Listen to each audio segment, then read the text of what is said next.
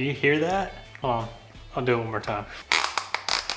So satisfying. What is up, everyone? I hope you are doing well. I'm Just.that.officer, and in today's video, we're going to be talking about this belt from Core Essentials. So huge shout out to Core Essentials for sending this out to me. I am super stoked. They in no way, shape, or form are paying me to say anything about this belt.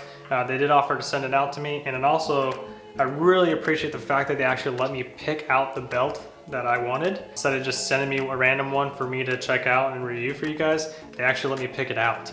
So what makes this belt stand out from the rest? Well, it's that it runs on a track system. That's right, there's no more holes in your belt. There's nothing that you have to pull down, tighten down. It is just literally a quick ratchet system. You lift that right there, and then you can pull it back, slide it off. So each one of these clicks, it's 1/4 inch, right? So that's some fine tuning you have there. So you eat a couple donuts, hey, let's loosen it up a little bit. You eat a couple more donuts, we're gonna need to loosen up a little bit more. But you can do that. And then you can tighten it back down once those donuts make it through the, you know what I'm talking about. But anyways, guys, this is a very cool belt right out of the box. So in the box, you get the belt clip itself, of course. You get the belt, you get this cool hanger. So if you opt to get 2 of them, you can hang 2 of them on here. Ratchets on there, and then you can hang in your closet nice and neat and organized. You get this little strap here because it is very rigid, so it will stick out a little bit.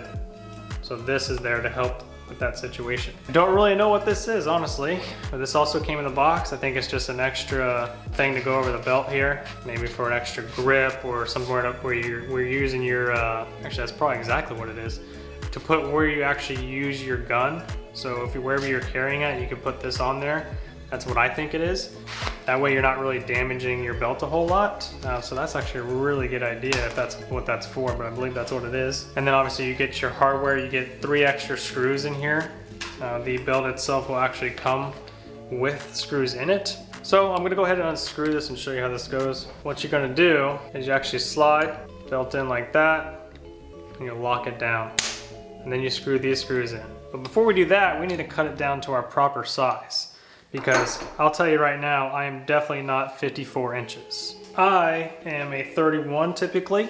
I know, I got a small waist. So what they recommend is that you increase that by 4 and then cut it. That gives you some lee room, like I said, those donuts, gives you some space. You definitely don't want to cut it too short, because if you cut it too short, well then you're kind of screwed at that point. And yeah, your belt is just no good. It's not gonna fit you. So guys, they have all the numbers laid out nicely for you. Makes it super easy to find out what your size is. So since I'm typically a 31, I'm going to cut it at 35. So I have these scissors. All right, we're gonna line it up right with a 35. Go ahead and cut. So there you can see the power core center. That center is what gives this belt its durability, yet flexibility. Gives you the ability to carry a firearm firmly without sacrificing flexibility. So just another cool feature that helps them stand out from the rest. All right guys, so now you have your cut. What they say to do now is play with fire. So you just wanna singe that off a little bit. So you have a nice smooth surface. You don't have a bunch of thread hanging off there or anything. Then go ahead and slide it in. And take this, go ahead and push that down. And that alone right there locks it in place pretty good. But then they give you these 2 extra screws to be a little extra secure. Take the included Allen key and go ahead and tighten those down. All right, so there we go. We got it on there, all locked down. Nice and tight. There's no way that's coming off whatsoever. They give you those extra screws in case these somehow come loose.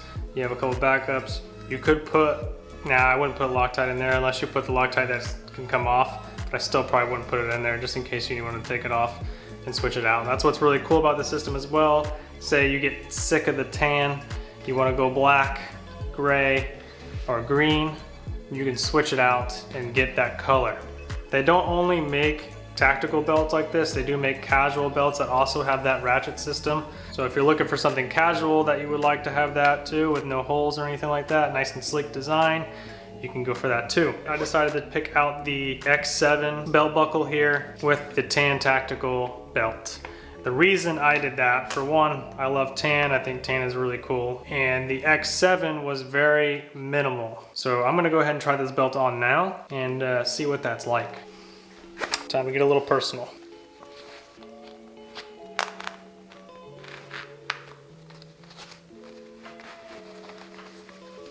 All right, just like that, it's on. So you see I got a little bit of excess here. So we can take this piece, throw it around here, and then just like that, it's being held down. Let's see if I can appendix carry with this.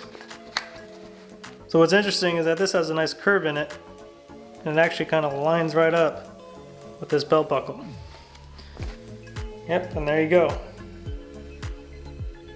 I can appendix carry with this. Can I open carry with this? Of course you can. So it sits on there nicely. Really nice fit, really rigid, yet, I mean, it's flexible. You can bend and move, jump around. I still feel good. And yeah, man, and this is a nice belt. I think I'm gonna be very, very pleased with this. So it looks like increasing it by that 4 was plenty for me.